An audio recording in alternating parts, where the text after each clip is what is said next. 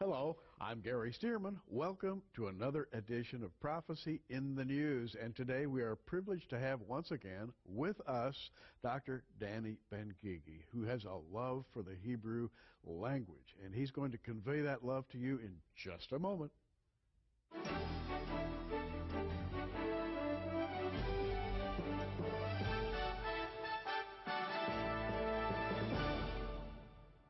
Well, Danny Ben-Gigi, welcome once again to Prophecy in the News. And the last time you were here, we had a very, very good time talking about I said love in the introduction. It is a love that you have for the Hebrew language, isn't it? I sure do, Pastor Gary. Thank you for inviting me here.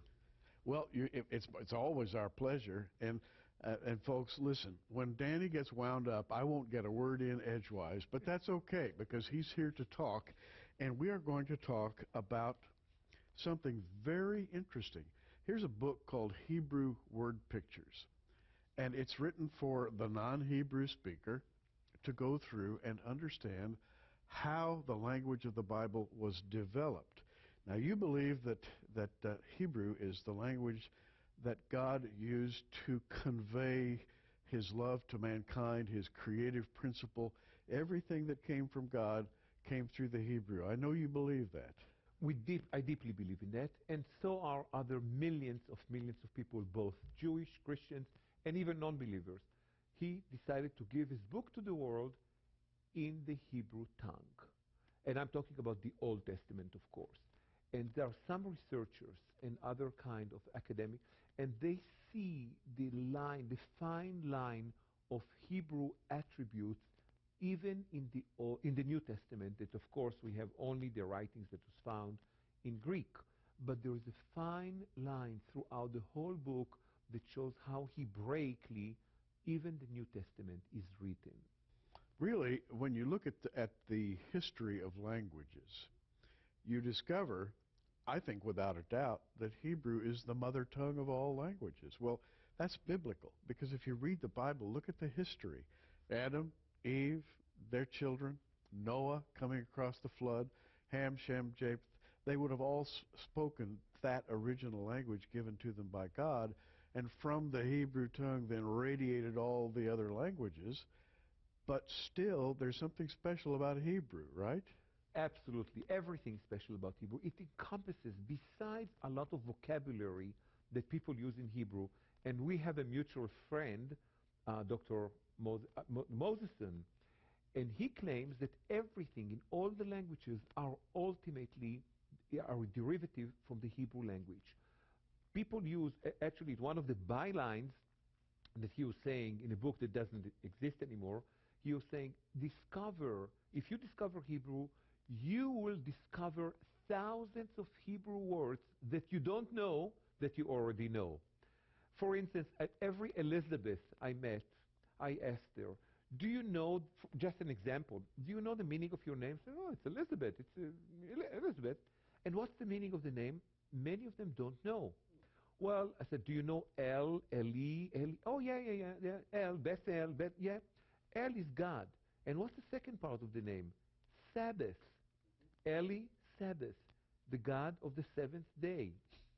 Just in the name Elizabeth, or Sheva, Eli Sheva in Hebrew, the God of the seventh. Just an example in the name, how it finds. And in many, many other names that are pure English names, you find out the Hebrew connection. Now, I'm turning in this book, and we're going to talk about 2 or 3 things that appear in this book. I have picked out some examples to discuss here on page 116. And again, the book is called Hebrew Word Pictures, and we're going to show you what we're looking at as we speak about it. And here on pages 116, 117, you have relationships. Father, son, you have daughter, brother, and let's start with father. It's spelled with 2 Hebrew letters. Right. Let me just say one thing to be more broad here. The book is written by Dr. Frank Sickens. He's a minister, and he does an amazing work of healing families in America he's a Christian, he's a minister, and he's a church, and he does using the Hebrew word pictures to bring hearts together with an enormous level of success. Wow. I cannot quote names here, but I've been approached by very famous people in America, in the Christian world, approaching me and telling me how he changed their lives and saved their marriages. That's part of what he does.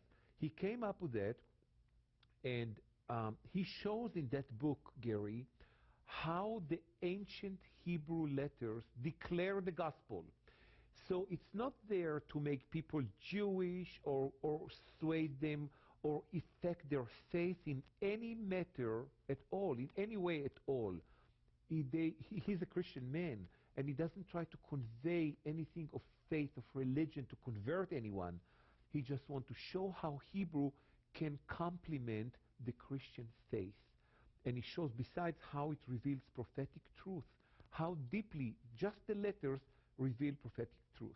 And as to your question, let's just start with the very first one that you said. An innocent word, which is a very important one, the word father. A lot of people, our listeners, know already that the word father is Abba or Av. Okay, Abba is the word that they're using in Israel today. Truly is the Aramaic name, which is very close to Hebrew. We use today the word Abba in Hebrew. But the pure biblical word for father is Av. Now, B and V is the same thing in Hebrew, same character. Okay, even without any illustration, you can hear the A and the B, or the V in that word, Av, father. Now, the idea beyond the Hebrew word pictures, when Frank Sickens wrote it, he went back to the ancient Hebrew, the pro-Babylonian Hebrew, and he found out that the Hebrew characters, each character was basically a picture, just like in the picture, in the Chinese pictograph or the hieroglyphs. Each letter stood for a picture, and the picture conveys an idea. That's the premise of the whole thing. He did not make it up. He went to the ancient Hebrew called the Da'ats, that language, the characters. Yes. And there are pictures. Now let's take a look at the pictures. The very first one, the word father, Av, is made of two letters, the Aleph and the Bet, okay, which sounds like yes. the V. Aleph, the picture of the Aleph looked originally like the head of an ox, a big animal, a biggest in the household of the ancient time. And for that moment and on, the letter Aleph, the A in English, stood and stands for strong, first, or leading. It's the first letter both in the Hebrew and in the English and the Latin alphabet.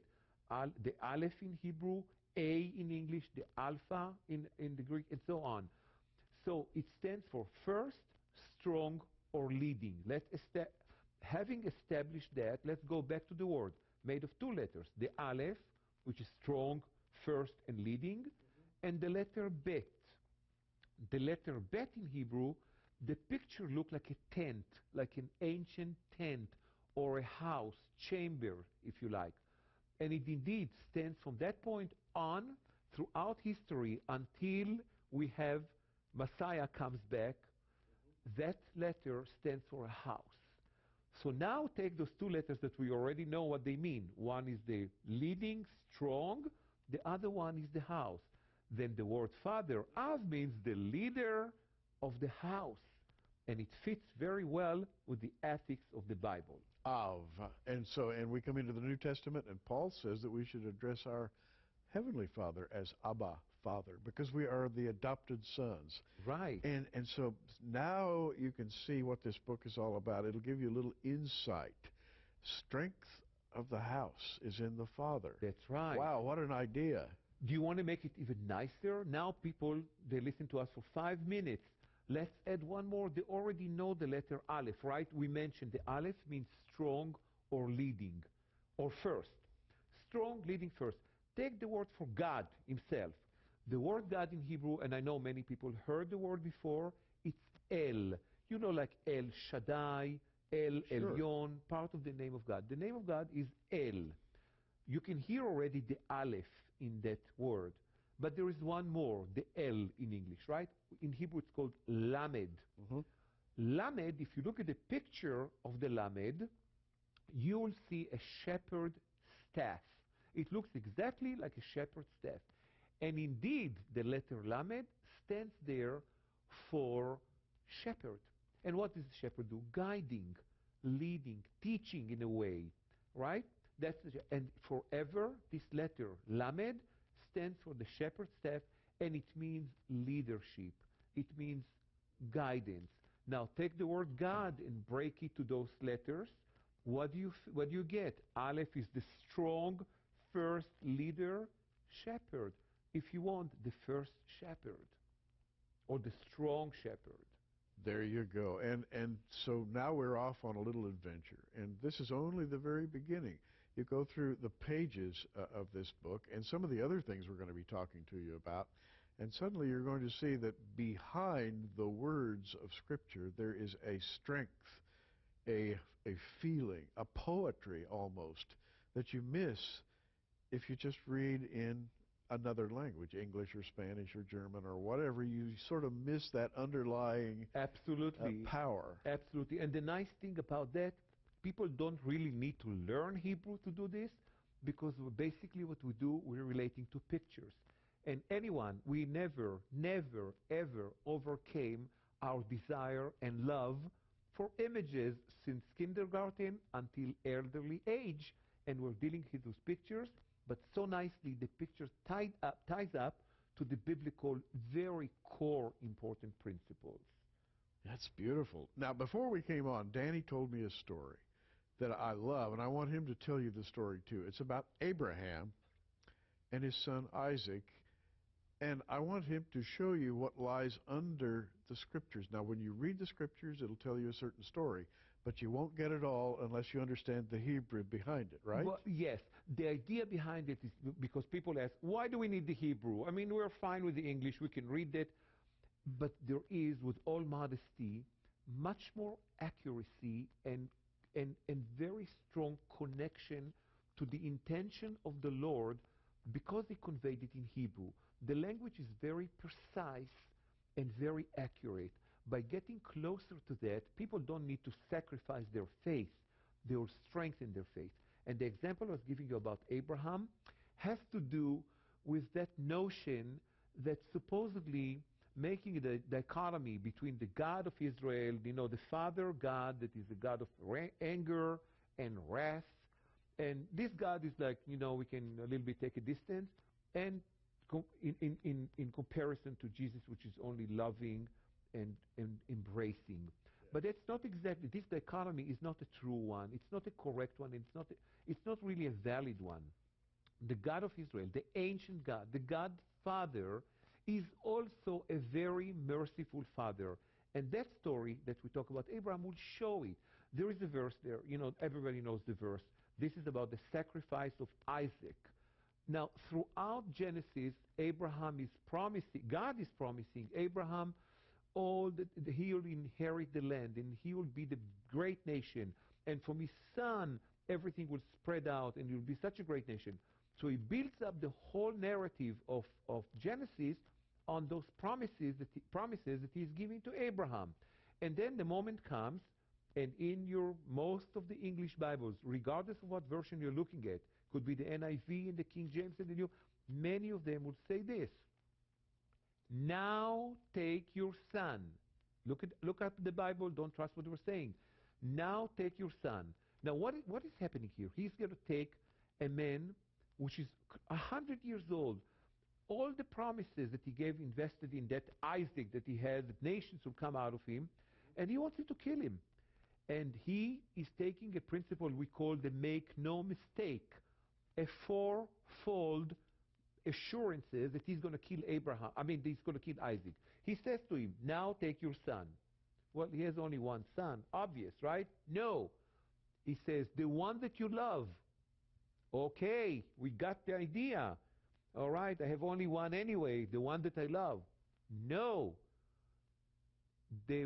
Now take your son, the only one, that's fold 2, okay, the only one. But he has only one anyway. But the verse says, now take your son, the only one, and if that's not enough, the one that you love. Got it. It's threefold. Not enough. And he ends the sentence, take Isaac. Take your son, the only one, the one that you love, take Isaac, and sacrifice it for me on one of the mountains I'll show you.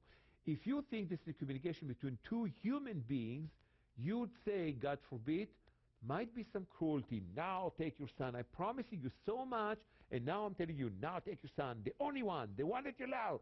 Take Isaac and kill him. Harsh. Not in Hebrew. Not in Hebrew. Your English, or the English Bible says, now take your son. The emphasis on the now makes the sentence, on the now makes the sentence very harsh and in a non-just way. Because the Hebrew word there is na. And the word na does not mean now. It means please. It's like laying a hand on the shoulder of Abraham and say, please take your son, the only one, the one that you love. Take Isaac and sacrifice. So there's a me. tenderness there. Tenderness, loving heart, and comforting heart, like hinting to him, trust me, I know what I'm asking you to do. Now, let me ask you a question. Let's suppose someone in Israel today who's a fluent Hebrew speaker reads this that you're talking about in Hebrew. Does he get that? Right away. He does. Because we know na means please. That has a soothing. It's different if I say to a person, sit down, or please be seated. Major difference. How do you feel? Yeah. And if I said to you, please, if I ask you to do a very difficult task, but if I say please, and this is not a person asking, this is God says, please means do it for me. Now it's his passion, Danny's passion, to bring these nuances of the Hebrew to people who don't speak Hebrew. In other words, you don't have time to go and get a degree in Hebrew. You can't travel to Israel and learn to speak on the street. And you say, I'll never learn Hebrew, but you can get these nuances Immediately, because what you're using in this book now in Hebrew word pictures, and it's all colored, and it's all so straightforward. It's pictures that each one of them depicts a major ethical principle in the Bible, and it clarifies it. And we have thousands of children in America using that as their homeschooling tool, and elderly people finally connecting the missing link, the Hebrew in the heart of a believer. And that adds a lot of... Well, I want to give you a personal account with this author. I'm from Israel, and that inevitably makes us a little bit arrogant. I'm sorry, but my biggest fight is to push down my arrogance, the natural tendency to arrogance. That has a reason. I appreciate your honesty. It's a tendency that we have because we're so limited, and they need to make us feel that each one is a general, because if you need to fight, you need to think like a general. And we have a term in Hebrew. If you get, by the way, you go to a job interview in Israel, unlike here or in England, you need to outwit your interviewer to get the job. Means that if you do that, you'll get hired. Because the foremost, the most important thing is to have people that are talented in a job, not yes men. Okay, yes. You don't get the job this way. But if you manage to outwit him, he'll hire you, or she. They'll hire you. But that was then. We're getting more and more to the structure of the West now. Because very limited number of people, you need to spot the talents quickly. And if you manage to show it in an interview, so we coined even a term called to out-engineer the engineer. So you still don't have much education, but an engineer, and you show him how you are out-engineering him. So that's how you get a job. Why do I say that? That led to this kind of what we call arrogance, which is there was in order to survive, but when you in human relationship, it doesn't look good that you try to be arrogant. So we're trying to push down the arrogance. So here I am teaching in a church in Arizona, and a very gentle man sitting in the audience, very gentle Christian teacher, sitting there. I could not even tell he's a teacher. He was so modest. And he approaches me and he shows me a book. This is Frank Sickens, Dr. Frank Sickens. Shows me a book, and I'm thinking, he is going to teach me Hebrew. Come on. Arrogance pops up. And I said to him, okay. I took the book, and you know what, Gary, I never looked at it. I admit, Frank apologizing in case, well, he knows I apologize. I do apologize for him. This happened 20 years ago, 18 years ago. I still apologize to him every day for being arrogant with him. I never looked at it. He came the week after and said, did you look at my book? So not yet, I'm working with that. Arrogant statement. I did not. The week or working on that can hint something, but I did not. And so went on until the last session. And he said to me, let's go to dinner. Would you care? I said, that's fine. We sat down and he said to me, you did not read my book, right? And I said, the answer is obvious, no. And he said, I know, you don't trust my Hebrew. I said, well, and the answer is obvious, no. You know, we've made tones, but the message carried out. I said, Danny, ask me a word that you know that I don't know. I said, he's challenging here. Right? He grew up on an Indian reservation. He's an American. Grew up in that area, which is never saw a Jew in his life, knew nothing about Hebrew, and here he is coming to teach me Hebrew. You know, arrogance, right? So I will never forget the soup that I was eating, this lentil soup. It gets stuck in my throat. So I write to him the word hatred, just like that. And he looks, and I know he doesn't know it. And he said, has to do with something very satanic, very hateful. So how did you know that? So let me show you. And now I'm going to give you the example. Here is Satan, okay? The word Satan that he used. And the word Satan, the letters of the word Satan are also in the word hatred. They're connected. What is Satan? Made of 3 letters in Hebrew. We didn't teach them all. We can't do it on that program, but it's in the book. The first letter in Satan, you hear this. That's also the sound of the snake, by the way. It's an onomatopoeia, a sound that imitates the nature. You know the snake sound? Sure. But the letter in the word pictures look like teeth. Look like teeth. Look at the letter. It makes the picture of sharp teeth. So the first word in Satan is teeth. The picture that teeth really present is devouring, destroying. So many times you see this letter in Hebrew, it stands for destroying. The second letter is tet, or the T in English, right? Say 10. Don't look at the A. A is a vowel. We're just talking about Hebrew. The second one stands for serpent, dragon, something like that. It's Satan, tet, negative image. The picture is also like a snake. It does look like a snake curving around. And the last letter on the word Satan is the nun. The nun means life in Hebrew, and the picture is like a fish darting in water. By the way, the nun is an ancient word in Hebrew for a fish, and it became one of the earliest Christian symbols, the fish, the life. So now take Satan and interpret it by the picture. Remember, the T is a serpent, right? The shin is a destroying, devouring. And the last one, the nun, the N, life. What do you get? A serpent that devours life. That's Satan. The word itself is folded up in the picture. And that's what happened. I gave him more words, and he's thinking and said, oh, that means that he can interpret it by looking at the picture. Like an extra layer of understanding that God built into his Hebrew language that also allow layman people, ordinary people, like everyday people, like me, like you, not like you, like me. You're a leader, you're a pastor, I'm just a teacher. So ordinary people to understand the depth of the Hebrew by not even being a professor, being a layman, and get there. This is beautiful, and I want to use one more example. We have about 4 minutes left here. We have to move quickly, but the Hebrew word ayin, spelled in English, A-Y-I-N, here on page 145 in Hebrew word pictures. Ayin, 16th letter of the Hebrew alphabet, and by the way, the alphabet in Hebrew is called the aleph-bet, the first 2 letters of the alphabet, and that's where we get our English word alphabet. But think about this. We also get our English word I from the Hebrew word ayin, which sounds almost exactly the same. Exactly the same. Ayin, just like the word earth coming from eretz in Hebrew and so on, very connected. Yeah, that's the ayin. And there are so many examples that has to do with that. The word son, ben, and you just like countless.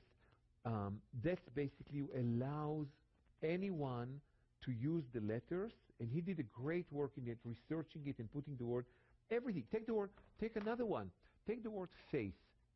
The letter is made of, if the word is dat, the word is dat. So it's made of the letter dalet, which is a delet. In Hebrew means a door, basically means a door. And the letter tav. And if you look at the letter tav, like the T, another one of T, but different letter. There are two T's in Hebrew. One is tav, one is tet. The tet we use in the word Satan. The tav we use in that word, dat, faith. It looks like a cross, really does look like a cross. And Frank explains it. Dat, made of D or dalet, and the cross. The door, what is faith? The door to the cross. That's what he shows there. There are fabulous examples here and you don't really, there are some that support the Hebraic mindset and some that will support the Christian mindset because the language is above all. The Hebrew language is above all. And we actually made a Bible, the entire Bible, with these characters. And now, I'd like to tell you how you can get this book we've been talking about. It's called Hebrew Word Pictures. Yours for $39.95 plus shipping and handling, and it is accompanied by an audio CD. Danny, tell us how this works. The audio CD, the book, of course, has the pictures that depict every principle that were important in the Bible, and the audio CD, people can hear the words that are in Hebrew in the book. And now we have another offer, which this is great, the Hebrew English Phonetic Bible. CD-ROM, $49.95, but it has 2 discs in it. Right. Okay, one of them is a CD-ROM. People will put that on their computer. They will have the ancient Bible in Hebrew, in English, and in phonetic, and also in the characters of the Hebrew word pictures on their screen. So they can read every part of the Bible by reading Hebrew words by using English characters. So the word Abba, for instance, will be spelled with A-B-A. And the second one, they can hear the whole Bible narrated just for meditation purposes, and it comes free with that too. It's called the Hebrew English Phonetic Bible, and the package, that one happens to be $49.95 plus shipping and handling. It has the 2 discs inside. This we're offering to you for $10. It's Our Ancient Alphabet, a plasticized chart showing the history of the alphabets of the world. On the other side, you can learn how to write your own name in ancient Hebrew. This is really fantastic, and it's only $10. But the good part is that if you call and ask for the Ancient Alphabet package, we'll give you this chart absolutely free, and you'll get all 3 items that I mentioned for only $89.95. Just call the 800 number on your screen and ask for the Ancient Alphabet package. Danny, it's been great. We've got to go. We're going to have to talk again soon. Thank you so much for hosting me here today. Gary Stearman, and reminding you, keep looking up, everybody. Prophecy in the News is a viewer-supported program made possible by our many friends around the world. Be sure you tune in every day for breaking news and our daily prophetic news updates at prophecyinthenews.com, or follow us on Facebook at facebook.com/prophecyinthenews.